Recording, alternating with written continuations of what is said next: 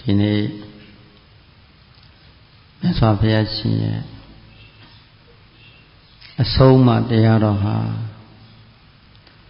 ခန္ဓာကိုယ်ကိုဉာဏ်ရောက်အောင်ဟောပေးတဲ့တရားသာဖြစ်တယ်နော်ခန္ဓာကိုယ်ပါရောက်ဖို့ခန္ဓာကိုယ်ဉာဏ်ရောက်ရင်ယုံနာတွေကိုသဘောပေါက်သွားတာပေါ့ဒါကြောင့်ခန္ဓာဉာဏ်ရောက်သဘောပေါက်လို့အမတ်စစ်တက်ကိုဟောပေးသွားမှာဖြစ်ပါတယ်ပါတရားပါလေ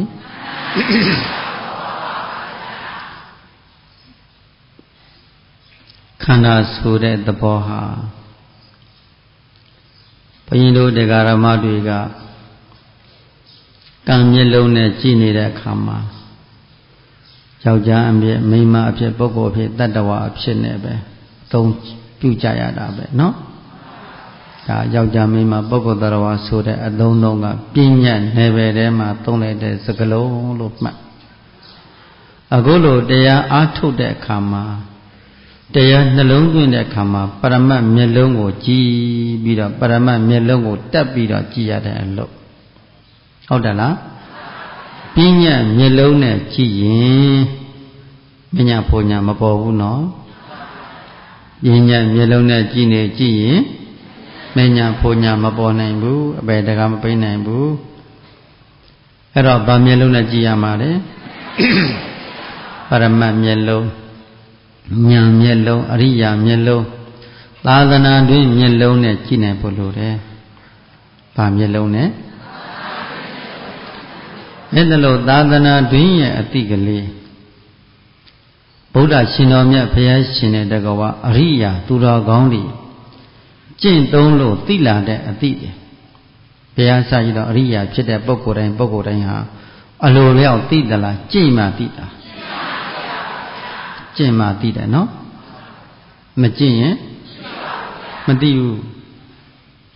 ပါဇက်ဖျားမှသိတဲ့အတိကလူပြောလို့သူတစ်ပါးကပြောပြလို့သိတဲ့အတိကပညာအတိလောက်တာရှိတာဟုတ်လား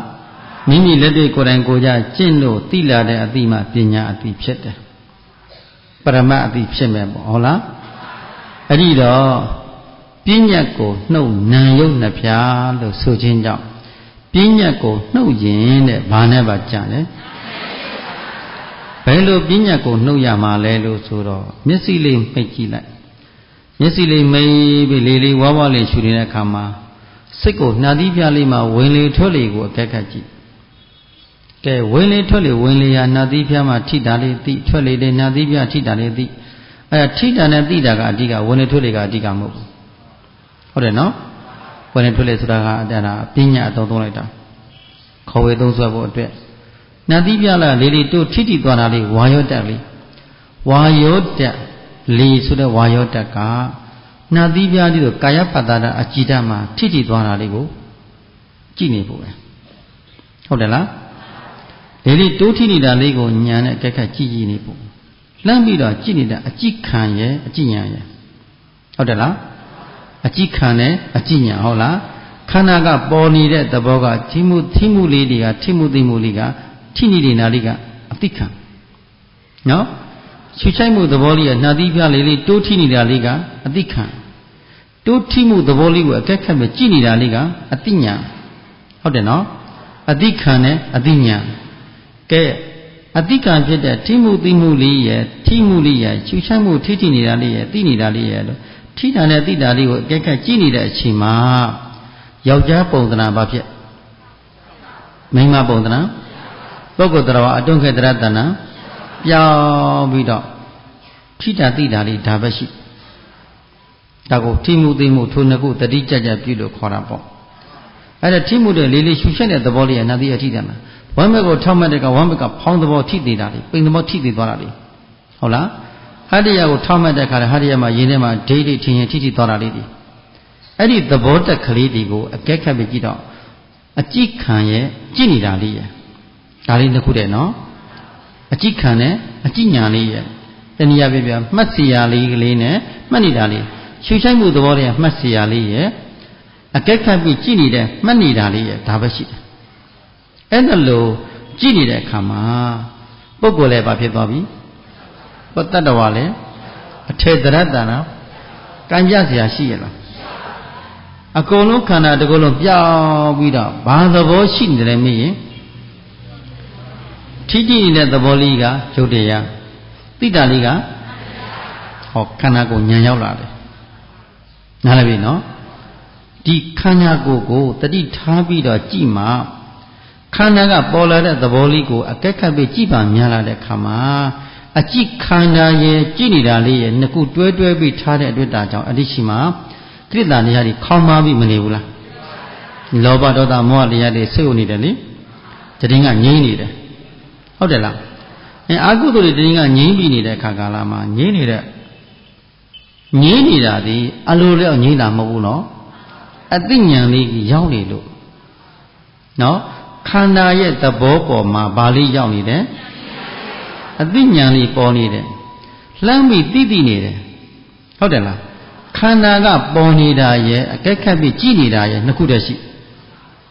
နည်းနည်းလေးဉာဏ်စိုက်ထားနော်ဉာဏ်လေးစိုက်ထားဘုန်းကြီးတို့ယောဂီတို့ကိုနားထောင်လို့ကောင်းအောင်တရားတွေမဟောဘူးဘုန်းကြီးဉာဏ်ရောက်အောင်ပဲဒါပဲအဓိကဟောတယ်ဟုတ်တယ်လားဟုတ်လားတရားနဲ့နီးစပ်နေတဲ့ပုဂ္ဂိုလ်တွေစရဏဓာတ်လေးဒီအားရှိတဲ့ပုဂ္ဂိုလ်တွေဝိဇ္ဇာစရဏနဲ့အကျင့်တွေအတိတွေကျင့်နေတဲ့ပုဂ္ဂိုလ်တွေမို့လို့ယောဂီဉာဏ်ရဲ့စိတ်စဉ်ထဲမှာဒါဝိပဿနာဉာဏ်လေးကိုဖြတ်လန်းလေးကဖြတ်ပြီးဘုန်းကြီးတို့ပြသွားမယ်နော်ဝိပဿနာဉာဏ်လေးတွေဖြစ်သွားဖို့အတွက်ခန္ဓာကိုယ်ဉာဏ်ရောက်သွားတဲ့ပုဂ္ဂိုလ်ဝိပဿနာဉာဏ်ဖြစ်သွားပြီဝိပဿနာဉာဏ်ကပိုင်ပိုင်နိုင်ပေါ်သွားမယ်ဆိုဝိပဿနာဉာဏ်မှဒီနိဗ္ဗာန်စီတို့ဟုတ်တယ်လားမစ္စိတ်ဖို့စိတ်တရားတရှင်ချင်းလေးမှာပေါ်သွားမှာပဲတရှင်ချင်းမှာရသွားမှာပဲဘာဖြစ်လို့လဲလို့မြည်ခန္ဓာကိုယ်ကိုဒါကြောင့်မို့လို့ဟောတဲ့ပုဂ္ဂိုလ်ကလည်းပဲခန္ဓာထောက်ပြီးတော့ဟောနေသလိုနာယူတဲ့ပုဂ္ဂိုလ်ကလည်းခန္ဓာဉာဏ်လေးနဲ့ထောက်ပြီးတော့နားထောင်ဖို့တတ်ဖို့အရေးကြီးတယ်ဟုတ်ကဲ့လားဒါကြောင့်မလို့တကလုံးဉာဏ်နဲ့ခြုံလိုက်တဲ့အခါမှာဒီကိုဝါးဝါးလေးနဲ့ခြူပြီးကြည့်နေတဲ့သဘောလေးပေါ့ခြူချိုက်မှုသဘောလေးရဲ့စိတ်ကိုနာသီးပြားမှာထားဝမ်းမဲမှာထားရင်ကျိတ်မှာထားပေါ့ဒါတွေကမှတ်စရာလေးတစ်ခုသာဖြစ်တယ်နော်ဘယ်နေရာမှာမဲ့တတိကထခတာအရေးကြီးတာမှတ်စရာပဲဒါတွေကပါစရာမှတ်စရာလေးဒီဘယ်နာပေါ်တထုတနေရာလေးမှာတင်းသဘောလေးပေါ်ထုံသဘောလေးပေါ်အောင်းသဘောလေးပေါ်ကျင်သဘောလေးပေါ်နော်ခန္ဓာကထူးခြားတဲ့သဘောလေးဒီထင်ထင်ရှားရှားလေးပေါ်နေတဲ့သဘောကိုဘာလို့ခေါ်လဲမှတ်စရာလေးအဲ့ဒီမှတ်စရာကလေးကိုတမ္မာတတိမိခင်ဆိုတာတတိရဲ့တမ္မာဝါယမဆိုတဲ့ဝိရိယရဲ့တမ္မာတိတမ္မာသင်္ကပ္ပတော့ပညာရဲ့ပေါ့နော်တတိနဲ့ဝိရိယဉာဏ်လေးတို့ဖြင့်အချုပ်ညာသုံးပါးကအကဲခတ်ပြီးကြောင်းကြကြည့်နေတဲ့အခါမှာလှမ်းမဲ့ကြည့်နေတာလေးဟာလည်းပဲပုဂ္ဂိုလ်ပါရဲ့လားတတ္တဝါပါရဲ့လားအထေတရတဏပါရဲ့လားယောက်ျားကကြည့်တာမဟုတ်ဘူးနော်မိန်းမကကြည့်တာမဟုတ်ဘူးနော်ဘုန်းကြီးသီလရှင်ကြည့်နေတာမဟုတ်ဘူးနော်ဘယ်သူကကြည့်နေတာဉာဏ်ဆိုတဲ့ဉာဏ်လေးနဲ့ကြည့်တာဉာဏ်ဆိုတဲ့ဉာဏ်နဲ့ကြည့်တာဝိရိယရဲ့တတိရဲ့ပညာရဲ့ဟုတ်လားတတိဝိရိယဉာဏ်ဆိုတဲ့အချုပ်ဉာဏ်သုံးပါးဖြင့်ခန္ဓာကပေါ်နေတဲ့သဘောကိုအကဲခတ်ပြီးမကြည့်နေဘူးလားအကဲခတ်ကြည့်နေတဲ့သဘောရဲ့အကြည့်ခံဆိုတဲ့ခန္ဓာကိုယ်ကြီးကတဖြုတ်ဖြုတ်တလွတ်လွတ်တရောရတာပေါ်နေတာလေးရဲ့နှစ်ခုပဲရှိတယ်မဟုတ်လားဖောက်ပြန်တဲ့သဘောလေးတစ်ခုရဲ့အကဲခတ်ပြီးကြည့်နေတာလေးတစ်ခုဒါပဲရှိတယ်ဘာလေးပြောက်သွားပြီအထဲပြောက်သွားပြီအပြောပြောက်သွားပြီသဘောရောက်သွားပြီဟုတ်တယ်လားယောက်ျားဆိုတာအပြောမို့လားမိန်းမဆိုတာအပြောလေယောက်ျားမယ်မိန်းမရဲ့ပုဂ္ဂိုလ်ရဲ့တတ္တဝါရဲ့အသက်ရဲ့ဇီဝလိပ်ပြလက်ရဲ့ရှိရဲ့ခေါင်းရဲ့စကြည့်သဘောကအဲ့ဒါကအပြောခန္ဓာဒါအပြောခန္ဓာကြီးပဲဒီ32ပါးသောကောဋ္ဌတာ42ပါးသောကောဋ္ဌတာတို့တိဆောက်ထားသောခန္ဓာကြီးကအပြောခန္ဓာကြီးပဲအပြောခန္ဓာကြီးကိုသဘောခန္ဓာနဲ့မြင်ဖို့လိုတယ်ဒါခန္ဓာကိုဒီအပြောခန္ဓာကိုသဘောခန္ဓာမြင်ဖို့လိုတယ်အပြောခန္ဓာကပညာသဘောခန္ဓာကပရမတ်သဘောခန္ဓာကအပြောခန္ဓာကပညာပြောက်ရင်ပရမတ်ရောက်တယ်ဘာရောက်ရင်ပညာတိတပိတ်စွာအနိစ္စတိအာကာရိဏဝိသေတိနာပတ္တိဝိပဿနာဆိုခြင်းကြောင့်ပညာပြောက်ရမယ်တဲ့ငါသိလည်းမုံရ ပုဂ္ဂိုလ်တိလည်းမဟုတ်ရတင်ညာတိဝိညာဉ်တိမဟုတ်ရဘူးဟုတ်တယ်နော်ငါတိစာတိသုတ္တမယတိတင်ညာတိဝိညာဉ်တိလည်းမဟုတ်စေရဘူးဘာတိဖြစ်ရမှာလဲလို့မင်းပညာတိဖြစ်ရမယ်ဘာတိဖြစ်ရမယ်ပညာတိအဲ့ဒီပညာဉာဏ်အတိတို့ဖြင့်ခန္ဓာကိုယ်ကိုကြောင်းရစားကြည့်လို့ဩသိနေတာလေးရဲ့အတိခန္ဓာရဲ့ဟုတ်တယ်နော်သိစီရာလေးတစ်ခုနဲ့လှမ်းပြီးသိနေတာလေးတို့ဒါပဲတွေ့လိုက်မယ်ယောဂီများတဏ္ဍာမှာဘာနဲ့ပါပြန်ပြောပါဦးသိစီရာကလေးနဲ့သိနေတာလေးခန္ဓာကိုယ်ကထူးခြားပေါ်နေတာလေးကသိစီရာဟုတ်တယ်နော်ဒီတတိလေးထောက်ပြီးတော့ကကြည့်နေတာလေးကသိနေတာသိစီရာကလည်းပုဂ္ဂိုလ်တော်ပါရဲ့လားသိနေတာလေးကပုဂ္ဂိုလ်တော်ပါရဲ့လားမပါဘူးနော်သဘောကိုတွေ့သွားပြီသဘောတွေ့သွားပြီဟုတ်တယ်လား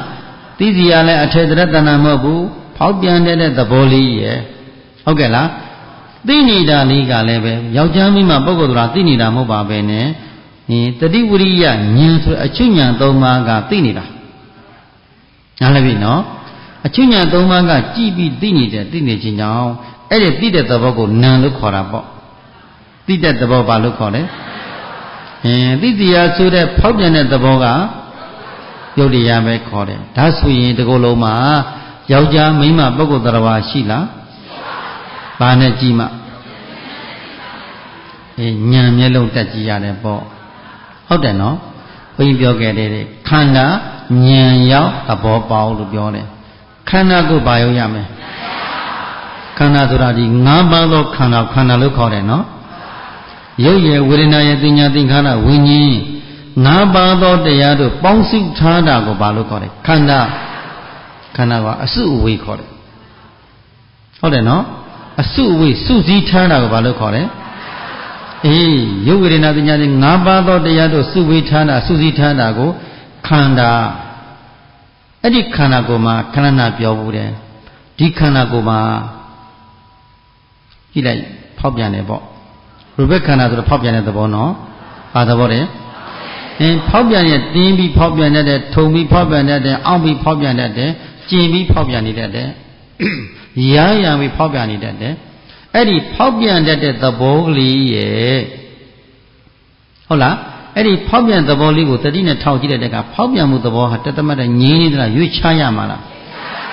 သူပင်ကိုကခယထိနာခေါ်တာကိုရူပံခယထိနာအနိစ္စရုပ်ပံယုတ်တရားသည်ခယထိနာကုန်ကံပျက်စီးတတ်တဲ့သဘောကြောင့်အနိစ္စ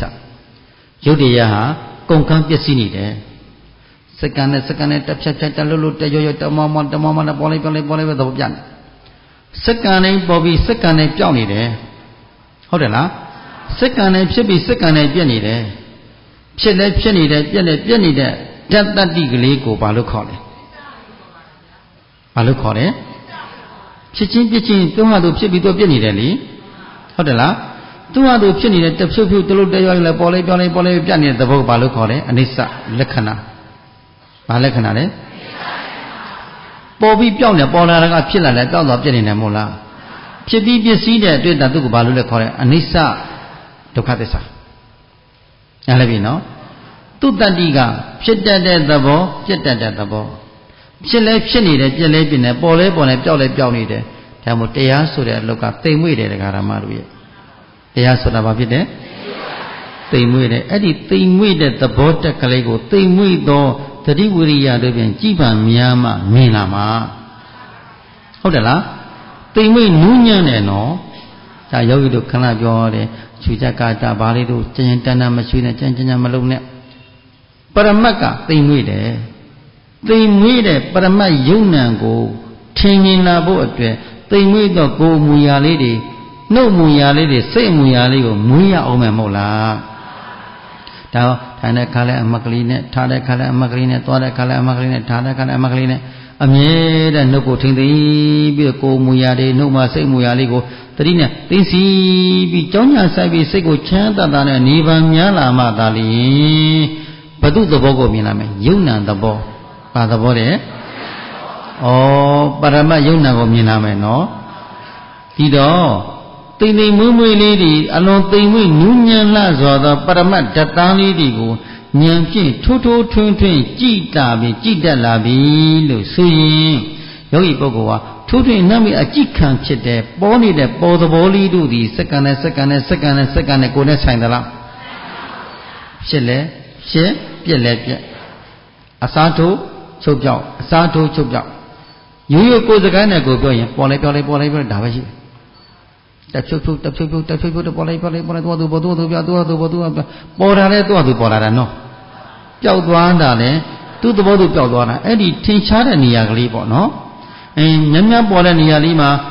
တညဘထုံသဘောကျင်သဘောလေးမြများလေးပေါ်နေတယ်ပေါ့ကြည့်နေနဲ့မြများပေါ်တဲ့နေရာလေးကိုတတိနဲ့ထားပြီးခက်ခက်ပဲကြည့်တဲ့အခါမှာအကြည့်ခံအာယုံတက်တို့ဒီစက္ကန့်နဲ့စက္ကန့်နဲ့စက္ကန့်နဲ့ဘာဖြစ်နေပါလိမ့်တစ်ဖြစ်ချင်းပြစ်ပြီးတစ်ဖြစ်ချင်းပြစ်နေတယ်နော်အဲ့ဒါလို့တစ်ဖြစ်ချင်းဖြစ်ပြီးတစ်ဖြစ်ချင်းပြက်နေတဲ့လက္ခဏာတက်ကလေးကိုဉာဏ်နဲ့ကပ်ပဲကြည့်နေရမယ်။နားလည်ပြီနော်။ဉာဏ်လေးနဲ့ကပ်ပဲကြည့်တဲ့မှာအကြည့်ခံအာယုံရဲ့ကြည့်နေတဲ့ဉာဏ်ရဲ့အကြည့်ခံနဲ့အကြည့်ဉာဏ်အရှုခံနဲ့အရှုဉာဏ်ဟုတ်တယ်လား။အရှုခန္ဓာရဲ့ရှုနေတဲ့ဉာဏ်လေးရဲ့နားလည်တယ်နော်။အရှုခန္ဓာကလည်းဖြစ်ပြီးပစ္စည်းရဲ့ဒုက္ခသစ္စာရှုနေတဲ့ဉာဏ်လေးကကြပြန်တော့မေဃသစ္စာဖြစ်နေတယ်မေဃသစ္စာဘယ်သူခေါင်းဆောင်နေတယ်လို့ကြည့်လိုက်အောင်တတိယဝိရိယရဲ့တမာတိမကင်သုံးပါးကိုရှေ့ခံလိုက်တယ်ဟုတ်တယ်နော်ဒါမှမဟုတ်တရားနာတဲ့အခါမှာတမာတိအာယုံယူပြီးတော့နားထောင်မှအယတ္တပေါ်တယ်ဗျနားလဲတယ်နော်ဘာအယတ္တပေါ်တယ်တမာတိအရှင်ယူပြီးတော့ကြည့်မှအယတ္တပေါ်မယ်တမာတိတတိလည်းမရှိဘူးဆိုရင်တရားနာတာကဖွာကျဲဖြစ်နေတောင်တွေးမြောက်တွေတောင်ကြံမြောက်ရကြာစီနေတတ်တယ်တွေးတော့နေတတ်တယ်တခါတည်းတိုင်းနဲ့ပြင်းနေတတ်တယ်စက်ကပြန်လေလွင့်နေပါပြီးပြင်းနေတတ်တယ်အဲ့ဒါဒီတတိမကပ်ကိုတတိမကပ်ရင်ဝိရိယမရှိတမာတိမဖြစ်တော့ဘူးဟုတ်တယ်နော်တတိရဲ့ဝိရိယရဲ့တမာတိရဲ့အဲ့ဒီတမာတိမကင်၃ပါးကိုအချင်းယူပြီးတော့အရှိခံယူပြီးတော့မှတမာတိတမာသင်္ကပ္ပဆိုတာပညာဉာဏ်လေးကခန္ဓာကိုလှမ်းပြီးထောက်တော့တာပဲဒါမဂ္ဂင်၅ပါးနော်သူ့ကိုပြင်စင်ကြီးကမဂ္ဂင်လို့ခေါ်တယ်ပြင်စင်ကြီးကမဂ္ဂင်လို့လည်းခေါ်တယ်ပုပ္ပပကမဂ္ဂင်လို့လည်းခေါ်တယ်ရှေ့သွားမဂ္ဂင်ပေါ့နော်မဉ္ဇဉ်ဘုံညာပေါ်ဖို့အတွက်အပေတကပိစိတတ်တဲ့ရှေ့သွားမဂ္ဂင်လို့ခေါ်တယ်အဲ့ဒီလောကီမဂ္ဂင်၅ပါးအဲ့ဒီလောကီမဂ္ဂင်၅ပါးဒီအာကောင်းလာရင်ဒီသမ္မာဝါစာသမ္မာကမ္မနာသမ္မာအာဇီဝဆိုတဲ့သီလမဂ္ဂင်ကလည်းပဲအဓိသီလဖြစ်လာလိမ့်မယ်မှတ်ရင်နဲ့နော်ဘာဖြစ်လာလိမ့်မယ်အဓိသီလအထွတ်ထရောက်တဲ့သီလဖြစ်လာအဓိသီလအဓိစိတ်အဓိပညာဖြစ်လာမယ်အထွတ်ထကိုခြေတန်းကိုရောက်လာတဲ့သီလသမားတဲ့ပညာတတ္တိလေးကတတ္တိစွန်းအားသည်ဒီခန္ဓာအဆုံးကိုဒုက္ခရဲ့အဆုံးကိုညှို့ကိုင်းပြီးတော့မက်စိတ်ဖို့စိတ်ကိုကျေးဇူးပြုသွားတာပဲနားလည်ပြီနော်မဉ္ဇဉ်ဘုံဉာဏ်စီကိုညှို့ကိုင်းပြီးကျေးဇူးပြုသွားခြင်းဒီအဓိသီလအဓိစိတ်အဓိပညာပဲဟုတ်တယ်နော်အဲ့ဒီအဓိသီလအဓိစိတ်အဓိပညာဖြစ်ဖို့အတွက်ယောဂီများကကိုယ်အမူအရာလေးတွေကိုကြံတန်းနာလွာလှစွာသောအမူအရာတွေကိုဘာလို့ပေးရမလဲသိမ်မွေးအောင်တတိနဲ့သိစီကျမ်းနာနှုတ်အမူအရာလေးစကားလေးကြဲကြဲဝေပြောတတ်တယ်မပြောမိအောင်အိမ်မာနေတာနဲ့မတူဘူးပေါ့တရားစခန်းရိပ်သာရောက်လာပြီဆိုလိုက်ကတည်းကစိတ်ကိုပြင်လိုက်ယောဂီဟုတ်တယ်လားငါအရိယာဖြစ်အောင်ကျင့်နေအောင်ကျင့်အောင်လာတဲ့ယောဂီအရိယာတို့လမ်းစဉ်အတိုင်းငါ6လမ်းဖို့လာတဲ့ယောဂီငါအရိယာသူတော်ကောင်းဖြစ်ရမယ်အရိယာတို့သည်ကိုယ်အမူအရာကိုစောင့်ရှောက်လေးရှိတယ်နှုတ်အမူအရာကိုသိသိလေးရှိတယ်ဟုတ်တယ်လားကိုယ်အမူအရာနဲ့နှုတ်အမူအရာကိုတတိနဲ့သိသိပြီးတော့ကြည်နေတတ်တဲ့အတွက်ကြောင့်ကြည်နေခြင်းကြောင့်လောဘစချီသောကြမ်းတမ်းသောစိတ်ရိုင်းတွေဟာအလိုလိုပါဖြစ်လာတယ်ပါသွားချတယ်နားလည်ပြီနော်လောဘဒေါသမောဟမာနအိတ်တမေစိရိယဆိုတဲ့အပေတန်တရာကိုကျေးဇူးပြုစီတတ်တဲ့အကုသိုလ်စိတ်ရိုင်းတွေပါဖြစ်လာတတ်တယ်ပါသွားချတယ်နားလည်ပြီနော်အကုသိုလ်စိတ်ရိုင်းတွေပါလာတဲ့အခါမှာကုသိုလ်တတ္တိလေးကတိမ်မွေးလာတယ်စိတ်တွေစိတ်ထားတွေတိမ်မွေးလာတယ်နော်စိတ်ပိုင်းဆိုင်ရာသိမ်မွေးလာတဲ့ခါမှာနှုတ်လဲပဲစကားပြောရမှာကိုမပြောချင်တော့ဘူးတကယ်စိတ်ပိုင်းဆိုင်ရာဟာကမ္မထာအာယုံကိုညှက်လာပြီ ခန္ဓာဖြစ်ချင်းလက္ခဏာတက်ကလေးကိုတွေ့လာပြီးရုပ်တဲ့နည်းနဲ့ပရမတ်ဓာတ်သားတို့ပေါ်မှာညာလေးနဲ့အကဲခတ်လို့ကိုတော့ကြည်နေတဲ့ဆွမ်းအားလေးတွေဖြစ်နေပြီဆိုရင်ဒီယောဂီပုဂ္ဂိုလ်စိတ်ဟာတိမ်မွေးလာတယ်ညဉ့်ညမ်းတိမ်မွေးနေတယ်ညဉ့်ညမ်းတိမ်မွေးလာတဲ့အခါမှာဒီစကားတွေပြောရမှာတောင်မှကြောက်တယ်လို့ဖြစ်နေတယ်စကားတခွန်ပြောမိလိုက်လို့ရှိရင်ငါအမှတ်တွေပြစ်မယ်နော်ပတ်ဝန်းကျင်ကိုလှမ်းကြည့်ရမှာကိုလည်းကြောက်လာတယ်မကြည့်ကျင်တော့ဘူးမျက်စိအိမ်တွေကအကောင်းလာတယ်ပေါ့မျက်လာအမြဲတမ်းရှလာတယ်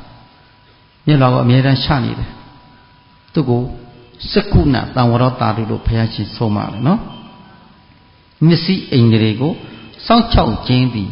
အကောင်းဆုံးသောရလဒ်ပဲနားလည်ပြီနော်မျက်စိဒီဟုသောအိန္ဒြေကိုစောင့်ချောက်မှုမရှိတဲ့ပုဂ္ဂိုလ်ဟာမြင်စီရာမှန်တယ်များလိုက်ပြီးကြည့်နေခြင်းကြောင့်မျက်စိမှာလောဘမီးတွေမလောင်ရဘူးလားသဘောကျစရာနဲ့တွေ့လောဘတတ်သဘောမကျတာနဲ့တွေ့ရင်ဒေါသတတ်ဒီဝိမိန်မောပြန်တော့လည်းပဲမောဟတတ်တယ်ကဲမျက်စိကိုမသိသိလိုက်တဲ့တွေ့တာကြောင့်မျက်စိမှာမီးမလောင်သွားဘူးလားအဲ့ဒါလို့မီးလောင်တယ်ဆိုရင်အဲ့ဒီလောဘဒေါသမောဟတွေကကောင်းကျိုးပေးမှလားဆိုးကျိုးပေးမှလားဒီလိုမျက်စိဒီဟုသောအိန္ဒြေကိုစောင့်ချောက်ခြင်းကြောင့်နားလည်ပြီနော်စက္ကုံတရေဆိုတဲ့မျက်စိအိန္ဒြေကိုစောင့်ချောက်နေခြင်းကြောင့်မျက်စိနဲ့ပတ်သက်ပြီးအန္တရာယ်တွေကင်းတယ်အပယ်လေးပုံရောက်စေနေတဲ့အကုသိုလ်တွေကပါသွားချနားလည်ပြီနော်နားဆိုတဲ့သောတဓာတ်ကိုလည်းပဲအတန်ကြားတဲ့ကိုလည်းမထောင်ဘူးဝမ်းသာစရာရှိနေဝမ်းသာစရာအတန်ကြားရင်ဝမ်းမသာလိုက်ဘူးဝမ်းနေစရာစိတ်ပေါ်ဝမ်းမနေလိုက်ဘူးဟောဝမ်းနေစရာလည်းမဟုတ်ဝမ်းသက်တာလည်းမဟုတ်ဥပ္ပခဝေဒနာနဲ့ပတ်သက်ပြီးတော့ကွာအတွေးတွေမဝင်တော့ဘူးကြားရင်ကြားကမတ်တကိုလည်းမဆိုင်ဘူးလေကြားစိတ်တွေကိုလည်းဆိုင်ရလားအပြင်ကောင်းတာလေးပြောမကောင်းတာလေးပြောကိုကအဲ့ဒီစိတ်ကိုကြားစိတ်ပေါ်မှာကိုကစိတ်ကသွားပြီးမကတ်လိုက်ဘူးလေကြားကမတ်တကြားစိတ်တွေကိုလည်းမဆိုင်ဘူးမြင်လည်းမြင်ကမတ်တသူကဘုရားကဒိဋ္ဌိဒိဋ္ဌမတ္တသုတေသုတမတ္တဝိညာဉ်တွေဝိညာဏမတ္တဆိုတာကိုမြင်တိုင်းမှာလည်းမြင်စိတ်ကလေးကိုသတိနဲ့ကတ်ကြည့်ကြားရင်လည်းကြားစိတ်ကလေးနာမ်စိတ်နာမ်စိတ်ကလေးမြင်စိတ်ကိုလည်းမသိသိလိုက်ကြားစိတ်ကိုလည်းမသိသိလိုက်နာမ်စိတ်ကိုလည်းမသိသိဘူးစားစိတ်ကိုလည်းမသိသိဘူးကြားစားရင်လည်းစားရင်လည်းတောက်ရှင်လည်းတောက်နေတယ်တခါတည်းတရားအမှတ်တွေဖြုတ်ပြီးတော့ရေတောက်တော့ကြောက်ရေတောက်တာရှိသေးတယ်အဲ့ဒါဒီစားစိတ်ကလေးကိုမသိသိလိုက်လို့ညားလိုက်ပြီနော်ဒီစားစိတ်ရှိသောရတ္တတဏှာတက်ကလေးကိုတတိနဲ့သိသိပြီးတော့အမှတ်မမှတ်လိုက်တဲ့တွေ့တာကြောင့်ပရိစ္ဆေသမုပ္ပါကဝေဒနာကတဏှာဥပါဒံကံဖြစ်သွားချခြားကိုလောင်နေပေါ်မီနားလည်ပြီနော်ကိုဒီခန္ဓာကိုယ်ကြီးကဖောက်ပြန်တဲ့ခန္ဓာကိုယ်တောင့်သဘောတင်းသဘောထုံသဘောကျင်းသဘောအောင့်သဘောတွေအမျိုးစုံပြတဲ့ခန္ဓာကြီးကအမျိုးစုံဖောက်ပြန်တော့ဖောက်ပြန်တယ်ကိုယ်မူရကဖောက်ပြန်လာလို့ရှိယောဂီပုဂ္ဂိုလ်ကဖောက်ပြန်တတ်တဲ့ခန္ဓာဖောက်ပြန်လာပါပေါ်လားလို့ပထမသိဒုတိယအဲ့ဒီဖောက်ပြန်မှုရာသဘောတောင့်သဘောတင်းသဘောထုံသဘောကျင်သဘောအောင့်သဘောစတဲ့သဘောတို့ဟာတတမတ်ထဲထိတဲ့ငြိမ်နေသလားအတုံးခဲကြီးလို့လားဘယ်လိုများပြနေပါလိအဲ့ဒီမြဲပေါ်နေတဲ့နေရာလေးကိုခန္ဓာကိုယ်ကဖောက်ပြန်တဲ့နေရာတက်ကလေးကိုတတိနဲ့ထောက်ဝိကြည့်လိုက်တဲ့အခါမှာအကြည့်ခံဖြစ်တဲ့ဖောက်ပြန်တတ်တဲ့ကရဇကာယဖောတ္တပအတွေ့တို့သည်တရဇတ်တဲ့တီးမဏီပဲနဲ့ရော့ကျသွားလိုက်တိုးလာလိုက်ရိပ်တရိပ်ရွေးချမ်းမှုလက္ခဏာဓာတ်ကလေးကိုညာမှာထင်အောင်ကြည့်ရမယ်နာတာကိုမကြည့်နဲ့ကျင်တာကိုမကြည့်နဲ့အောင့်လာမကြည့်နဲ့နာတာကိုကြည့်ပါမြင်လို့ချင်းလှုပ်ရှင်နာမယ်ချွေနာပြောင်းရှင်နာမယ်ငါနာတယ်ငါကျင်တယ်ငါကြိုက်တယ်ဖြစ်လာလိမ့်မယ်နာနာကျင်တယ်ကြိုက်တာခဲတာတောင်းတာတင်းတာကိုကြည့်ရတာမဟုတ်ဘူးအဲ့ဒီနာကျင်ကြိုက်ခဲမှုသဘောကိုကြည့်ရတာပေါ်နေတယ်ပေါ်တဲ့သဘောဟာတသမတ်ထဲလာတာကိုရွေးချားနေသလားဆိုတာကိုတန်တတိစဉ်ဖောက်ထင်းပြီးကြည့်ရမယ်နော်တရားဆိုတဲ့အလောက်ကမှတ်တတ်ရင်လေအယတာသိရှိတဲ့ယောဂီတို့ရဲ့ဘယ်တော့ဖောက်ပြန်ဘယ်ဝေဒနာကြီးပေါ်ကြဉ္ဉတန်းရုပ်ကြမ်းကြီးပေါ်လာတဲ့ရုပ်ကြမ်းကြီးတွေဘယ်တော့ပေါ်ကိုကညံလေးနဲ့အကဲခတ်ပြီးကြောင်းကြလိုက်ကြည့်တာအကြည့်ခံရဲ့သဘောလေးကိုတွေ့လာသဘောကိုတွေ့လာတာနော် ကိုယ်သဘောမှမဟုတ်ပဲကိုသူ့သဘောသူဆောင်ပြနေပါပေါ့လားလို့အဲ့ဒီထင်ရှားသောနေရာကလေးကိုခန္ဓာကိုယ်ကတင်တာလေးဖြစ်ဖြစ်ထုံတာလေးပြင်းပြင်းအောင့်တာလေးဖြစ်ဖြစ်ရရနာပူတာလေးပေါ်ပေါ်တိုက်ခဲသွားတာလေးပေါ်နေတဲ့နေရာလေးကိုတတိလေးထောက်လိုက်ရင်အကြည့်ကံတခုရောသွားတိုးလာလဲရွေးချမ်းဖို့လက္ခဏာလေးကိုမြင်ရပြောင်းလဲမှုလက္ခဏာလေးမြင်ရမယ်တစိမ့်နဲ့တစိမ့်မတူတအာယုနဲ့တော့မတူတာတင်းနာဒီတောင်းနာမို့တောင်းနာဒီအောင်းနာမို့တောင်းနာဒီကျင်းနာမို့ကျင်းနာဒီရရတာမဟုတ်ဘူးဟုတ်တယ်နော်တစိမ့်ချင်းနဲ့ကွဲပြားကြီးကိုလှမ်းပြီးဖောက်ထွင်းပြီးတော့ညံထဲမှာမြင်နေရမယ်မြင်အောင်ယောဂီကအချိန်ယူပြီးတော့ကြိုးစားရမယ်နားလဲတယ်နော်အချိန်နဲ့ယူရတယ်နော်သိခံပြီးအချိန်ယူရတယ်နော်ဇွဲလေးတင်ပေးရတယ်သူကဒီခန္ဓာကိုယ်ကြီးကိုခန္ဓာကဖောက်ပြန်မှုပေါ်လာတဲ့အာယုန်လက်ကလေးကိုထိုးထွင်းဉာဏ်မဲ့ကြည့်ပေါ်ကျွေးယောဂီကခဏပြောနေတယ်စိတ်ချေထားပြီးတော့ကြိုးစားရမယ်ဇွဲလေးတင်ပြီးတော့ကြိုးစားရမယ်သိခံရင်ခန္ဒီပါရမီဓာတ်ကိုဖြစ်ပြီးကြိုးစားရမယ်နားလည်ပြီနော်စိတ်လည်းမရှိဘူးဝေဒနာတွေပေါ်စိတ်မရှိဘူးလှုပ်ခြင်းနဲ့ချွတ်ခြင်းနဲ့ဖြစ်နေမယ်ဆိုရင်ဒီပုဂ္ဂိုလ်ကတရားအတိတတ်တွေမကြံလိုက်တော့ဘူးနော်မတရားတွေပဲကြံလိုက်လိမ့်မယ်ဒါကြောင့်မလို့ယောဂီတို့ရဲ့တရားအားထုတ်တဲ့ဆိုတဲ့နေရာတာမန်တရားတရားနဲ့တရားအတိတွေမပေါ်နိုင်ဘူးဆိုတာသဘောပေါက်လိုက်နားလည်ပြီနော်ဘုရားကတတ္တဓိပတိတဲ့တရားတရားဒီပါရှိရအဓိပတိနဲ့ရှင်ကျွဲတဲ့တရားတရားတတ္တဓိပတိဝိရိယဓိပတိဝိမာနဓိပတိဝိမာနတော့ပညာဟုတ်တယ်နော်ဝိရိယဓိပတိဝိရိယကလည်းအဓိပတိနဲ့ရှင်တွဲတဲ့ဝိရိယထက်တန်းကြတဲ့စိတ်ကိုထားရဘူးသူကဘယ်တော့ခါမှနောက်ဆုတ်လို့တဲ့စိတ်တွေမရှိရဘူး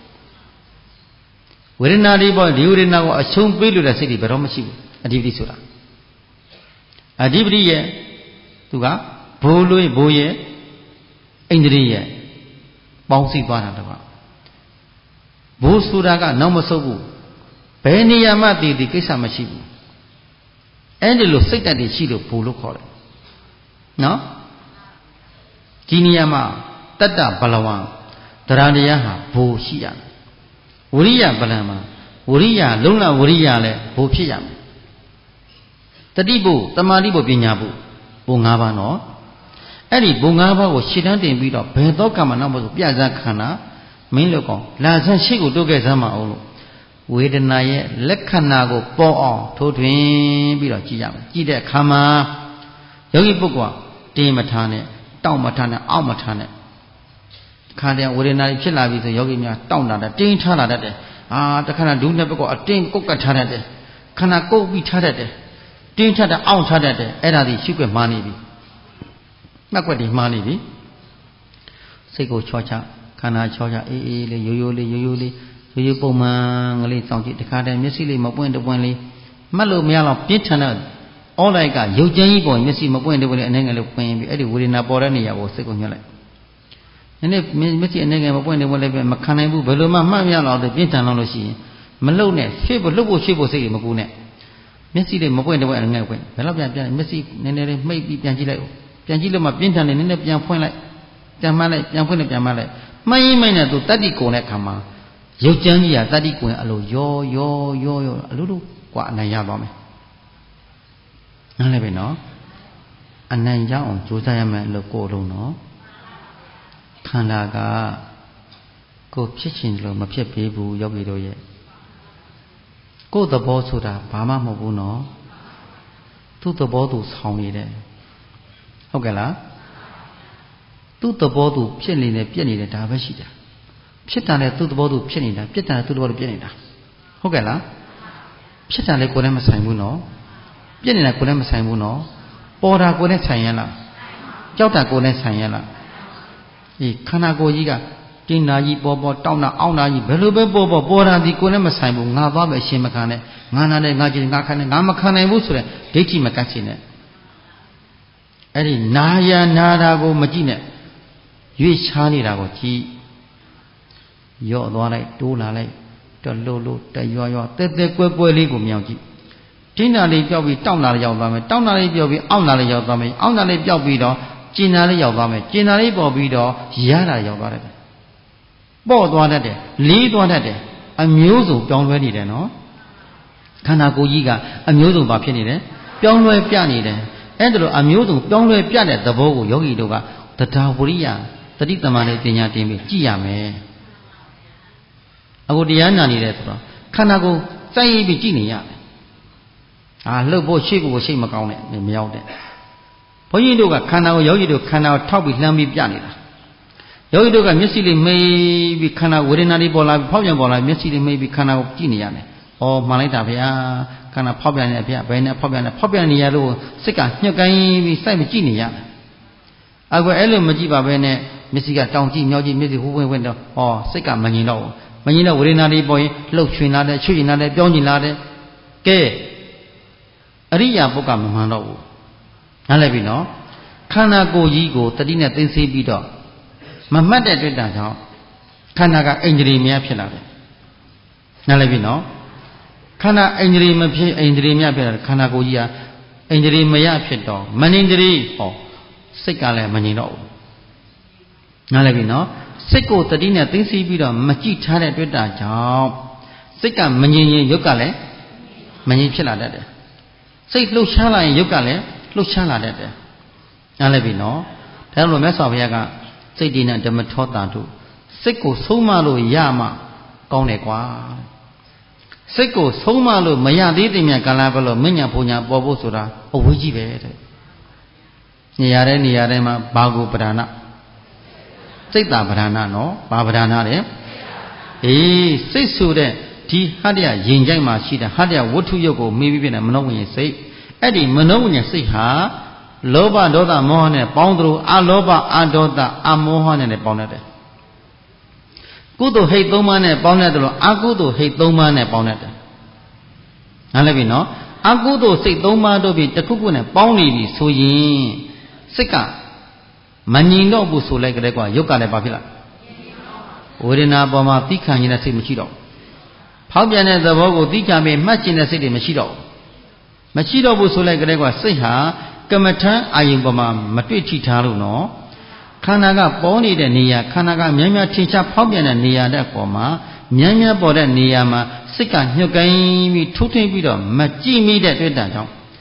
တန်တတိအစဉ်ဖောက်ထွင်းပြီးညံတဲ့အကက်ခတ်ပြီးမကြည့်မိတဲ့တွေ့တာကြောင့်ကဲငါနာတယ်ငါကတ်သွားပြီနော်ငါမခံနိုင်ဘူးငါမှတ်လို့မရဘူးငါရောသွားပြီကုသိုလ်လားအကုသိုလ်လားပညာပေါ်မှာတင်တတ်သွားတယ်နော်ငါခြေတောက်ကနာတယ်ငါခန္ဓာကအောင့်လာတယ်ဆိုလိုက်ကငါခြေတောက်ဆိုလိုက်ကြတော့ခြေတောက်ဆိုငါဟုတ်ရဲ့လားသူကဘာဖြစ်ပြနေတာဖောက်ပြန်ပြနေတယ်ဘာပြနေလဲအဲ့ဒီဖောက်ပြန်ပြတော့ယောဂီများကဖောက်ပြန်တဲ့နေရာကလေးကိုမြန်းမြတ်တစ်ခါတည်း2နေရာ3နေရာပေါ့မြန်းမြတ်ပေါ်တဲ့နေရာကိုစိတ်ကညှို့ကိုင်းပြီးတတိနဲ့ထောက်ပြီးကြည့်ရတတိအဲ့ဒီနေရာလေးကိုတတိညှို့လိုက်အညက်ခံအာယုန်လေးဟာအညက်ခံအာယုန်အိထင်ရှားမှုကိုထိုးထွင်းပြီးဖောက်ထွင်းပြီးကြည့်တန်တတိစဉ်ဖောက်ထွင်းပြီးကြည့်စိတ်ချကြည့်ငဲကတိခံပြီးကြည့်အကြည့်ခန္ဓာအာယုန်တို့သည်စက္ကမလန်တစ်ဖြစ်ချင်းဖြစ်ဖြစ်လိုက်သဘောပြတယ်တိုးတိုးတစ်ဖြုတ်ကျလို့တရောတမောမောလေးဖြစ်လိုက်တစ်ဖြစ်ချင်းဖြစ်တစ်ဖြုတ်ချင်းပြုတ်နေတာပဲတစ်ခုချင်းအမြင့်မြတ်တရဇထင်ရှားသောသဘောလက္ခဏာကိုကြည်တယ်မှာအကြည့်ခန္ဓာလေးဖြည့်ပြီးစီတဲ့သဘောကြည့်တဲ့ဉာဏ်ကမကင်ရဲ့သဘောနားလည်ပြီနော်အကြည့်ခံကဒုက္ခသစ္စာကြည့်တဲ့ဉာဏ်ကမဂ္ဂသစ္စာဒုက္ခသစ္စာမှာမဂ္ဂသစ္စာတို့ဒါဆိုရင်ယောဂီတို့ရဲ့ခန္ဓာကိုယ်ဘာရောက်နေပြီတတိထားဝရိယဆိုင်ပညာနဲ့စောင့်ကြည့်လို့နော်ဟာထားရမယ်တတိထားရပါတယ်ပြီးတော့ဝရိယလေးနဲ့စင်ကဲဝရိယတင်းပြီးကြိုးစားအထောက်ရပါမယ်ပြီးတော့မှဉာဏ်ကလေးနဲ့ကြိုက်ခတ်ပြီးကြည်နားလည်ပြီနော်ဘယ်နေရာကလေးပေါ်ခန္ဓာကပေါ်လာတာမှန်တယ်များတို့သည်ပေါ်လာတာဒီပုဂ္ဂိုလ်ပေါ်တာမဟုတ်ဘူးနော်တတ္တဝါပေါ်လာတာမဟုတ်ဘူးနော်အဲ့ဒါပေါ်တဲ့သဘောအတုံးကြီးလည်းမမြင်နဲ့အတုံးကြီးခဲကြီးလို့တွေ့ရင်ပညာကိုတွေ့တာအထေတရတဏ္ဍာကြီးတွေ့ရင်ပညာကိုတွေ့တာနားလည်ပြီနော်ဒူးကြီးကဘယ်လိုပေါင်းကဘယ်လိုခါးကြီးကဘယ်လိုဝမ်းမကဘယ်လိုခေါင်းကဘယ်လိုခြေတောက်ကခြေမျက်စိကဘယ်လိုဖြစ်နေလဲဆိုရင်အဲ့ဒါပညာပေါ်မှာငါတင်တတ်နေတာခြေမျက်စိဆိုတာအရှိလားမရှိလားပညာပဲခေါ်ဖွေသုံးဆွဲထားတာဟုတ်တယ်လား မွေးလာစဉ်တုန်းကဒါသည်အာလာရှင်မျက်စိပဲဒါဒုဘက်ဒါဝမ်းဘက်ပဲဒါခေါင်းဘက်လို့ခေါ်တတ်သလားလူတွေကသင်ပေးလို့တွေ့တာကြောင့်ဒါရှင်မျက်စိဒါရှည်တန်းလေးဒါရှည်သူကျဒါလက်တကြွယ်စသဖြင့်ရှည်တွေလက်တွေကိုတစ်ခုချင်းတစ်ခုချင်းနာမည်လေးနာမပညာအပြင်ခေါ်ပြီးသုံးဆွဲထားတာပဲဒါနာမပညာလို့ခေါ်တယ်အမည်နာမတွေထည့်ထားတာပုံသဏ္ဍာန်ကြီးဖြစ်တဲ့တဏ္ဍာနာပညာကြီးကိုသိနေတာဟုတ်တယ်နော်တဏ္ဍာနာပညာနာမပညာတွေကအမည်နာမတွေခေါ်ဝေသုံးဆွဲဖို့အတွက်တည်ထားကြည့်တော့ခေါ်ဝေသုံးဆွဲစရာတခုသာဖြစ်ပြီးတော့တကယ်အရှိတာမရှိတာဉာဏ်နဲ့စောင့်ကြည့်ဉာဏ်ကလေးနဲ့အဲ့ဒီပေါ်တဲ့နေရာကိုစောင့်ကြည့်ရအခုတရားနာနေတဲ့ခန္ဓာကိုကြည့်နာတဲ့အခါမှာတရားနာပြီဆိုခန္ဓာကိုကြည့်ပြီးနားထောင်ရဒါကိုနာကျင့်တယ်လို့ခေါ်တယ်နော်ဟာကျင့်လားတရားနဲ့နာခန္ဓာကိုကြည့်ပြီးနာရောဒါကိုမိုးဆရာတော်ကြီးဟေးနာကတရားနဲ့ခန္ဓာဉာဏ်နဲ့နာကတရားနဲ့ခန္ဓာဉာဏ်နဲ့ခန္ဓာကပေါ်နေတာကိုပေါ်မှဒီဖောက်ပြန်နေပါလားဟောတဲ့တရားကလည်းဒီမှာဖောက်ပြန်တာထောက်ပြီးပြနေပြီယောဂီရဲ့ဉာဏ်လေးကဖောက်ပြန်တဲ့နေရာအခက်ခတ်နေရတယ်ဟောလိုက်တဲ့အတန်ဓာတ်နဲ့မိမိခန္ဓာကိုယ်ထဲမှာထင်ရှားနေတဲ့ရုပ်ဓာတ်နဲ့တတွဲချင်းတွဲသွားရမယ်တမာတိအရှင်ရှိတဲ့ပုဂ္ဂိုလ်ကတော့ဒါတတိမြဲနေတဲ့ပုဂ္ဂိုလ်ခန္ဓာကိုယ်ရဲ့ဝိပဿနာဉာဏ်လေးတွေပေါ်နေတဲ့ပုဂ္ဂိုလ်ကတော့ဟောလိုက်ကြတဲ့ကခန္ဓာကိုယ်အခက်ခတ်ကြည့်နေပြီသားဖြစ်ခန္ဓာကထင်ရှားမှုသဘောလေးအကလို့ချိန်သားကလေးအကက်ကကြည့်နေပြီသားဖြစ်ဥပမာဘုရားရှင်ကနွားမကြီးတကောင်ခလေးမွေးစားကြနွားမကြီးတကောင်ကသူမြက်ကိုစားနေတယ်ဒီနွားလေးကခုံပေါက်ပြီးတော့မသွားနေဘူးလားမကြည့်ဘူးလားသူကလည်းကိုမြက်ကိုလည်းကိုစားနေတာပဲနားလိုက်ပြီနော်နွားမကြီးကကိုဝါအောင်နဲ့မြက်ကိုလည်းစားနေတယ်ခဏမျက်စောင်းထိုးပြီးတော့ဘသူကလည်းအကက်ခတ်နွားပေါက်ကလေးကိုလည်းအကက်ခတ်တယ်နော်အဲ့ဒါလိုပဲတရားနာနေတဲ့အခါမှာဟောနေတဲ့အတန်တက်ကလေးကိုလည်းအခက်ခတ်တယ်ခန္ဓာကိုယ်ထဲမှာထင်ရှားရှိနေတဲ့ရုပ်တဏ္ဍတ်တို့ပရမတ်ဓာတ်သားတို့ဤပြောင်းလဲမှုလက္ခဏာကတက်ကလေးပဲတွဲပဲကြည့်နေရမယ်နားလည်ပြီနော်ဖောက်ပြန်တဲ့နေရာကလေးဖောက်ပြန်နေတယ်အဲ့ဒီဖောက်ပြန်နေရာလေးကိုစိတ်ကညှို့နေရဟောတဲ့တရားကခန္ဓာကိုထောက်ပြနေတယ်လို့ရုပ်ရဲ့ဉာဏ်ကလည်းခန္ဓာကိုထောက်ပြီးကဲကကြည့်နေရမယ်။ဩခန္ဓာကြီးကမှန်လိုက်တာဗျာမမြဲဘူးဗျာဆင်းရဲလိုက်တာဗျာမိုင်းတာဖောက်ပြန်နေတယ်ဗျာဖောက်ပြန်နေဗျာပါနဲ့ဖြေနေရမယ်။ဉာဏ်နဲ့နားလိုက်ပြီနော်ခန္ဓာကိုဉာဏ်ရောက်ပြီးတော့မြင်နေရမယ်။နားလိုက်ပြီနော်ခန္ဓာကိုယ်ကိုဉာဏ်လေးနဲ့ကက်ကပ်ပြီးတော့ကြည့်ပြီးတော့သဘောပေါက်နေရမယ်ဟောတိုင်းမှာခန္ဓာကိုထောက်ပြီးတော့ဟောတဲ့တွေ့တာကြောင့်ယောဂီတို့ကနာတိုင်းမှာခန္ဓာကိုထောက်ပြီးနားထောင်ခြင်းကြောင့်ကဲအရှုခံနဲ့အရှုညာတွဲနေတော့တာပဲပေါ်နေတာနဲ့ကြည့်နေတာနဲ့တွဲတတွဲချင်းဖြစ်သွားတာပဲပေါ်နေတဲ့ခန္ဓာကြည့်နေတဲ့ဉာဏ်နားလည်ပြီနော်ခန္ဓာကထင်ရှားပေါ်လာတဲ့အာယုန်တက်ကလေးကိုတို့သည်အာယုန်တက်တို့သည်တရဇတ်ဘာဖြစ်လဲပြောင်းလဲနေတယ်ကြည့်နေတယ်ပြောင်းလဲနေတာရဲ့ကြည့်နေတာရဲ့ပြောင်းလဲနေတာရဲ့ကြည့်နေတာရဲ့ပြောင်းလဲမှုသဘောလက္ခဏာတက်ကလေးကဉာဏ်နဲ့ထပ်ဆင့်ကြည့်လိုက်တဲ့အခါမှာဖြစ်ပြီးပြည့်စည်တဲ့သဘောသူ့ဟာသူဖြစ်သူ့ဟာသူပြက်သူ့သဘောသူပေါ်သူ့သဘောသူပြောက်ပေါ်လိုက်ပြောင်းလိုက်လျင်မြန်နေတယ်သူကနော်တခါတည်းအဲ့ဒီလျင်မြန်တဲ့ဖြစ်ဖြစ်တွေကိုကြည့်ရင်ရင်တော့မောသွားကြတာရင်မဖြစ်ဖြစ်တွေမြန်လို့ရင်မောသွားချတာပြန်ပြီးအဲ့ဒီကစိတ်ကိုပြန်ချောချအေးဟောခန္ဓာကိုဖောက်ပြန်လိုက်တာတက်ကောင်းတက်တာစိတ်ကလေးကိုထားပြီးအကဲခတ်ပြီးအဲ့ဒီတခါတည်းဟာတရားကိုထောက်ပြီးရင်ကဒေဒီထင်ရှားတဲ့သဘောလေးကိုကြည့်နေဖြစ်ချင်းတခါတော့ကြည့်နေရင်မောသွားတယ်မြန်သွားပြီးတော့တခါအဖြစ်ကိုမြင်သွားတယ်တခါအပြစ်ကိုမမြင်ဖြစ်နေတယ်တခါအပြစ်နဲ့ပြစ်သွားလာမြင်ပြီးတော့အဖြစ်ကိုမမြင်ဖြစ်နေတယ်ဟာတခါနာဖြစ်တာရောက်ပြတွဲချင်းမြင်တတ်တယ်တရားနာနေရင်းနဲ့တော့၎င်းတရားမှတ်နေတော့၎င်းထင်ရှားနေတတ်တယ်နားလည်ပြီနော်ဟောတရားအားထုတ်ထားတဲ့ပုဂ္ဂိုလ်ဒီတရားနားထောင်တတ်တယ်နော်တရားကျင့်ထားတဲ့ပုဂ္ဂိုလ်ဒီတရားနာတတ်တယ်နာတတ်တယ်ဆိုတာကနာကျင့်ပြီးနားထောင်တတ်တာပြောတာ နားထောင်ပြီးတော့ခန္ဓာကိုယ်ကြည့်နေတယ်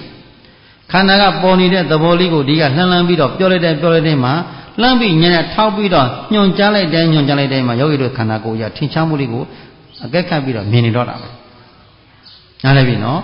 ဟုတ်ပြီခန္ဓာကပေါ်တဲ့နေရာနဲ့အကဲခတ်ကြည့်အကြည့်ခံအာယုဖြစ်အဲ့ဒီပေါ်တဲ့သဘောတက်ဟာတသမတ်ထဟုတ်ရဲ့လားတစိမ့်နဲ့တစိမ့်တူရဲ့လားတအာယုနဲ့တာယုတူရဲ့လားတစိမ့်ချင်းတစိမ့်ဘာဖြစ်နေလဲတခုချင်းဘာဖြစ်နေတခုပေါ့တခုကျော်တစ်ဖြစ်ချင်းပြက်တစ်ဖြစ်ချင်းပြက်ဟုတ်တယ်နော်ဖြစ်တာလေသူကိစ္စနော်ကိုယ်နဲ့ဆိုင်သလားပြက်တာကိုယ်နဲ့ဆိုင်လားပေါ်တာလေကိုယ်အလုံးမဟုတ်ဘူးပျောက်သွားတာလေကိုယ်အလုံးမဟုတ်ဘူးသူ့လို့သူလုံးနေတာပေါ်တာပျောက်တာဖြစ်တာပြက်တာဒီခန္ဓာအလိုခန္ဓာကိစ္စအဲ့ဒီပေါ်တာလေသိလိုက်တယ်ပြက်တာလေသိနေတဲ့အလုပ်ကဉာဏ်ရဲ့ကိစ္စဉာဏ်အလုပ်ကိုဟုတ်လားခန္ဓာကကိစ္စကခန္ဓာသဘောကဖြစ်ချင်းအလုတ်ကခန္ဓာရဲ့သဘောအဲ့ဒီဖြစ်ချင်းလက္ခဏာတက်ကလေးကိုဉာဏ်နဲ့ကပ်ပြီးကြည့်နေတဲ့အလုတ်ကဉာဏ်ရဲ့အလုတ်ဉာဏ်သဘောဟုတ်တယ်နော်ခန္ဓာရဲ့သဘောနဲ့ဉာဏ်ရဲ့သဘောဟုတ်တယ်နော်ခန္ဓာအပေါ်မှာတတိဝိရိယဒီဟူသောဉာဏ်လေးနဲ့လွှမ်းခြုံပြီးကြည်တိုင်းမှာခန္ဓာအလုတ်ဒီကိုယ်နဲ့ဆိုင်သလားဩသူ့ဟာသူပေါ်တာလဲသူ့သဘောပျောက်တာလဲသူ့သဘောဖြစ်တာလဲသူ့သဘောပြစ်တာလဲသူ့သဘောဆိုတော့ဘာမှအရှိခံရမရှိတော့ငါလည်းမဟုတ်သူလည်းပုဂ္ဂိုလ်လည်းမဟုတ်တတ္တဝါလည်းမဟုတ်ဒါကိုမြတ်စွာဘုရားရှင်ကနေတံမမနေသောသမေနမေသောအတ္တတိဧတံဤပေါ်နေတဲ့ယုတ်တနန္တပရမတ္တတတို့သည်ဧတံဤနမမငါမဟုတ်သည်သာလင်သည်ဩငါမဟုတ်ပါလားပေါ်နေတဲ့သဘောဒီငါမဟုတ်ငါဟာလည်းမဟုတ်ဘူးငါဒုငါရှိငါဥဒ္ဒါဟုတ်ရဲ့လားနေတံမမဒါငါလည်းမဟုတ်ဘူးနေသောဟသမိနမေသောအတ္တတိဩငါလည်းမဟုတ်သူလည်းမဟုတ်ပုဂ္ဂိုလ်လည်းမဟုတ်တတ္တဝါလည်းမဟုတ်ယုံနံတာဟုတ်ပြီးတော့ယုံနံဖြစ်ပြီးယုံနံပြည့်နေပါပေါ့လားယုံနံတတ်တို့ဖြစ်ပြီးယုံနံတတ်တွေပြည့်နေပါပေါ့လားခန္ဓာဖြစ်ပြီးတော့ခန္ဓာပြည့်နေပါပေါ့လားခန္ဓာသူသဘောသို့ဆောင်းပြီးသူတော်ပြညာခန္ဓာကိုယ်ကြီးပါလားရဲ့လို့ဉာဏ်ကလေးနဲ့အကဲခတ်ပြီးတော့ကဲခတ်ပဲကြည်တိုင်းမှာအကြည့်ဉာဏ်ရဲ့အောက်မှာအကြည့်ခန္ဓာတို့သည်စက္ကန့်နဲ့ဖြစ်ပြီးပစ္စည်းတဲ့သစ္စာပွဲလိုက်ဒုက္ခသစ္စာကြည့်နေတဲ့ဉာဏ်ကဒုက္ခသစ္စာမှာဩခန္ဓာကဒုက္ခသစ္စာကြည်နေတဲ့ဉာဏ်မေဃသစ္စာဟောဒုက္ခနာနဲ့ဉာဏ်နဲ့ခန္ဓာနဲ့ဉာဏ်နဲ့တွဲနေပြီခန္ဓာသဘောရဲ့ဉာဏ်သဘောရဲ့ခန္ဓာဖြစ်စေဉာဏ်ဖြစ်စေခန္ဓာအစဉ်ကိုဉာဏ်ချင်းပြီးကြည်နေခြင်းကြောင့်ဩငါတို့ရဲ့ခန္ဓာကိုယ်ကြီးဟာငါတို့ထင်တယ်လို့မဟုတ်ပါလားငါအထင်ပြောက်ပြီးဉာဏ်အမြင်ပြောက်သွားပြီငါသဘောပြောက်ပြီးသူ့သဘောသူဉာဏ်ရောက်သွားပါပေါ့ဩခန္ဓာမကောင်းဘူးဆိုတာမှန်လိုက်တာဘာတခုမှကောင်းတာမရှိပါလားဘာတခုမှကောင်းတာမရှိပါလားတကူလုံးမှာအကုန်ပျက်စီးနေပါပေါ့လားလို့တခါတည်းရရေတွေတိုက်စားပြန်ကန်းသက်တွေမှာမြကန်းနေပေးဒီမှာရေတိုက်စားမှာသဲတောင်ကြီးဆိုတော့ရေတွေတိုက်စားပါများလို့ချင်းတောင်နေပေးဒီမှာကန်းသက်လေးမှာရေသဲတွေကဝါတဖြုတ်နဲ့ပြိုကျလာပြီတကယ်လို့ကန်းသက်ထဲမှာသဲတောင်ကြီးဟာရေနောက်ကိုပြုတ်ဝါကနေပြုတ်ကျသွားပြီးတကယ်လို့သောကနေပြုတ်ကျသွားပြီးတကယ်လို့ယုတ်တနန္ဒပရမတ္တသားတွေဟာတခုချင်းကိုပြည့်စည်နေတာပြည့်စည်သွားတာပြည့်စည်ဖြစ်လိုက်သဘောတွေဒါပဲမြင်တော့တာပဲနားလည်ပြီနော်ဉာဏ်သွင်းပြီးသဘောလက္ခဏာတက်ကိုဉာဏ်သွင်းပြီးကြည့်ရတယ်နော်လက္ခဏာတက်ကိုသဘောဤလက္ခဏာပေါ်နေတာကသဘောမဟုတ်လားရွေးချနေတာကလက္ခဏာတုံ့လွှဲနေတာလေးကလက္ခဏာဟုတ်တယ်နော်ခန္ဓာရဲ့တုံ့လွှဲမှုလက္ခဏာဓာတ်ကလေးကိုမြင်နေတဲ့အတွက်တာကြောင့်ဒီယောဂီပုဂ္ဂိုလ်တန်တန်ဝဲပါရောက်ပြီခန္ဓာကိုပါရောက်တယ်သူတော်ဘာကရောက်ခိုင်းလို့ရောက်တာမဟုတ်ဘူးနော်ကိုယ်တိုင်ကြောင်းကြစိုက်ပြီးကြည့်လို့ရောက်ရမယ်ကိုယ်တိုင်ကြည့်လို့ကိုယ်တိုင်သိရမယ်ဟုတ်ကဲ့လားတရားဆိုတဲ့အလုပ်ကတရားဓမ္မတို့ရဲ့ဉာဏ်အလုံးနော်ဒီစိတ်ကိုချမ်းသာသောအာယုံလေးတို့ဖြင့်အကဲခတ်ပြီးကြောင်းကြစိုက်ပါများမှခန္ဓာတစ်ကိုယ်လုံးမှာ ဘာတစ်ခုမှကိုယ်သဘောမဟုတ်ပဲကိုအနတ္တအနတ္တအနတ္တအနတ္တအနတ္တမြင်သွားပြီကိုဖြစ်ခြင်းလို့ဘာမှဖြစ်မပေးဘူးသူ့သဘောသူဖြစ်သူ့သဘောသူပြစ်သူ့သဘောသူပေါ်သူ့သဘောသူပြောက်အမျိုးစုံနှိစ္စခံရတဲ့ခန္ဓာကြီးပါလားဩဒုက္ခသစ္စာဆိုတာဒါကိုပြောတာကိုမကောင်းတာတွေစုစည်းတဲ့ခန္ဓာကြီးပါစလားလို့ရှင်ကနေလင်ကနေကွင်းကနေကွင်းနဲ့တွေးထိနေမယ်ဆိုရင်လမ်းပြီးတွေးထိနေတဲ့ဉာဏ်တတ္တိကလေးကမက္ကသစ္စာဘာဝနာနော်မက္ကဘာဝနာတတ္တိအဲ့ဒီမက္ကဘာဝနာဖြစ်ချင်းဖြစ်ချင်းလက္ခဏာကိုအကဲခတ်ပြီးမြင်နေတဲ့မက္ကဘာဝနာတတ္တိသည်လောဘဒေါသမောဟတွေငြိမ့်နေခြင်းကြောင့်ဉာဏ်လို့ခေါ်တယ်သူဘာလို့ခေါ်လဲအဲ့ဒီဉာဏ်တတ္တိကလေးကဘာကိုသဘောပေါက်သွားတာခန္ဓာကိုသဘောပေါက်တယ်ဘာသဘောပေါက်လဲရုပ်ကိုလည်းသဘောပေါက်သွားပြီဝေဒနာကိုလည်းသင်ညာသင်္ခါရဝิญဉ်ကိုလည်းရုပ်ခန္ဓာကိုဖြစ်ဖြစ်နာမ်ခန္ဓာ၄ပါးဖြစ်ဖြစ်အလုံးရုပ်နဲ့ခန္ဓာအစဉ်ပေါ်အမြင်မဲ့ကြရစဟောပြန်ပစ္စည်းတဲ့ခန္ဓာကြီးပဲကိုလို့ဘာသစ္စာမှဘာသစ္စာတို့ခန္ဓာဒုက္ခသစ္စာမှမေဃသစ္စာတို့ဆိုရင်ဒုက္ခသစ္စာမှမေဃသစ္စာတို့ဉာဏ်တွဲပဲနေကြည့်တော့သမုဒိယသစ္စာတည်းမသိနေဘူးလားဒီရှိမှရာဂဒေါသမောဟတဲ့ရှိပါအောင်မလားအဝိဇ္ဇာလည်းတရင်ကသိတယ်တဏှာလည်းဥပါဒာနေကာမဝသိနေတယ်တဏှာဥပါဒာအဝိဇ္ဇာသင်္ခါရဆိုတဲ့ပြစ္စုပန်အကြောင်းရှင်းရ၅ပါးအလိုသိပြီးသားဖြစ်တယ်နောက်တန္တရာခန္ဓာကိုဖြစ်စီနေတဲ့ကံတတ္တိတရင်ကရက်နေတယ်မဟုတ်လားဘာရောက်နေလို့ဘယ်ပေါ်မှာဒါကြောင့်ခန္ဓာဉာဏ်ရောက်ရင်သဘောပေါက်တော့တာပဲခန္ဓာအကြောင်းကိုများများသဘောပေါက်တော့တာပဲနားလည်ပြီနော်ယောဂီများတဏ္ဍာမှာဘာကိုဉာဏ်ရောက်အောင်ကြိုးစားရမယ်ဒါမဟုတ်ဆရာတော်ကြီးကမိန်တော်မဲ့စကလုံးလေးနော်ပြန်ပြောပါပါတယ်ခန္ဓာဉာဏ်ရောက်သဘောပေါက်ပြန်ပြောပါဦးလူပြောသူပြောနဲ့ရောက်ရမှာလားကိုကြင့်ယူရမှာလားဒါကြောင့်တော့ကြင့်ကြံပွားများအာထုတ်ဆက်ဖြစ်သောဝိပဿနာဉာဏ်သည်မဉဏ်ကိုခြေသူတို့ရဲ့နိဗ္ဗာန်ချမ်းသာတို့ချမ်းသာမြတ်ကြီးကိုလင်မြန်သောသိဉာဏ်တို့ဖြင့်ဘုရားတပည့်တော်များမျက်မှောက်ပြုရပါလို့ဂုဏ်တော်ရဲ့လို့ညီညာညာဆုတောင်းကြဂုဏ်ရသည်တောင်းသည်ဆုအပ်တိုင်ပြည့်စုံနိုင်ကြပါစေကုန်သတည်း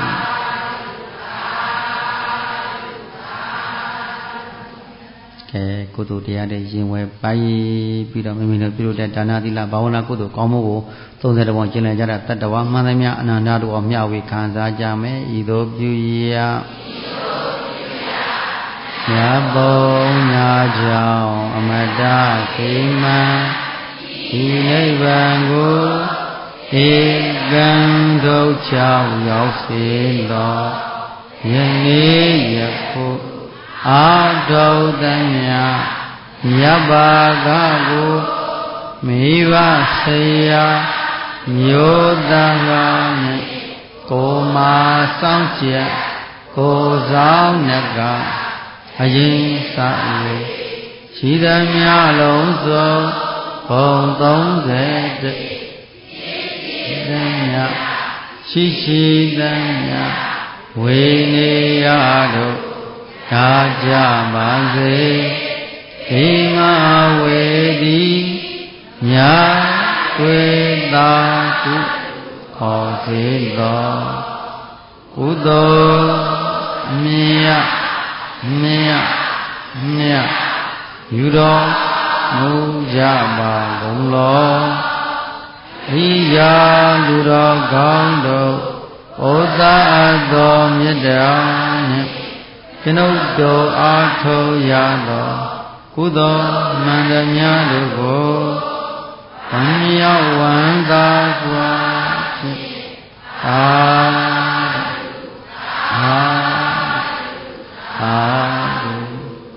ကုသိုလ်အမြတ်ယူတော်မူကြပါကုန်လောပရိယာသူတော်ကောင်းတို့ဩသာတော်မြတ်တရားနှင့်ကျွန်ုပ်တို့အားထုတ်ရသောကုသိုလ်မှန်သမျှတို့ကိုဝ ဝမ်းမြောက်ဝမ်းသာစွာဖြင့်သာဓုသာဓုသာဓုကုသိုလ်မြတ်မြတ်မြတ်ယူတော်မူကြမှာဘုံတော်မိယာသူတော်ကောင်းတို့ဩတာအသောမြတ်တရားနှင့်ကျွန်ုပ်တို့အားထုတ်ရသောကုသိုလ်မှန်သမျှတို့ကိုဝမ်းမြောက်ဝမ်းသာစွာဖြင့်သာဓုသာဓုသာ